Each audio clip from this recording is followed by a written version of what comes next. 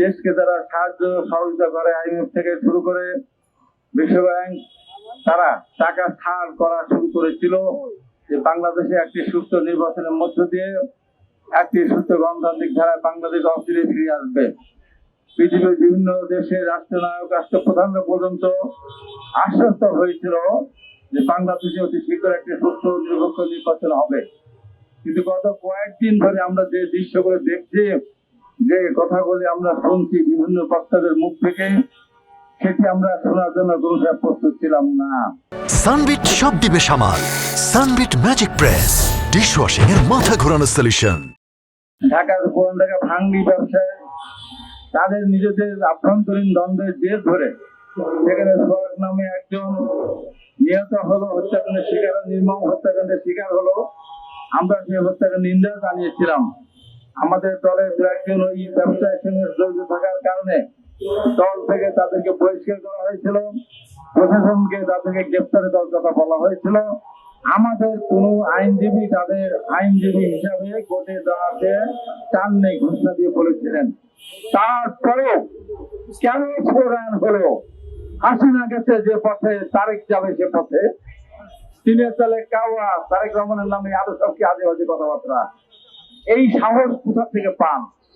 কি অপরাধ বিএনপির? তারেক রহমান কি অন্যায় করেছেন? তারেক রহমানের বিরুদ্ধে ধরনের স্লোগান দেওয়া শুরু করলেন। স্লোগান দিলেন চাঁদরে পল্টনে চলে যায় লন্ডনে। আরে মূর্খের দল, লন্ডনে টাকা পাঠানো লাগে না।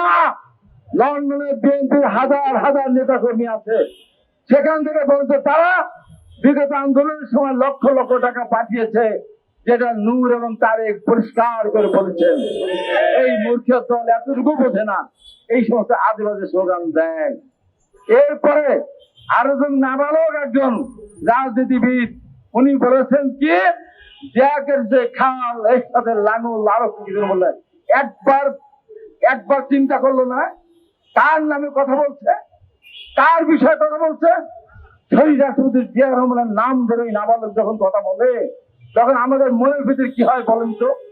ওরা দেশে যদি বেগম খালেদা ছাড়ে না, তারেক রহমানের বিরুদ্ধে বক্তব্য দেয়, জিয়া রহমানের পোস্টার পদচ্যুত করে তার প্রস্তাব করে দেয়, পরিষ্কার করে বলেছে, বলতে চাই জিয়া রহমানের পোস্টারকে যারা অবমাননা করেছো, বাড়িয়েছো, ওই ছবি ধরে একদিন উপযুক্ত বিচার জনতা কিন্তু আপনাদের করে ছাড়বে, এখান থেকে ছাড় পাওয়া যাবে না।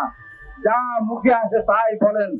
আমাদের নেতা, আমাদের দলের স্থায়ী কমিটির সম্মানিত সদস্য, তিনি নির্মম নির্যাতনের শিকার হয়েছেন, আল্লাহ পাক কোনভাবে তাকে বাদ দিয়ে আমাদের মধ্যে ফিরে নিয়ে এসেছেন। উনি একজন বিশেষ ক্যাডার, ছাত্র দলের ভাইস চেয়ারম্যান ছিলেন, উনি বারবার সংসদ সদস্য হয়েছেন। উনি যখন নির্বাচন করতে পারেননি, ওনার স্ত্রীকে দাঁড়িয়েছেন কঠিন সময় 2008 সালে, সেখান থেকে নির্বাচিত হয়েছেন।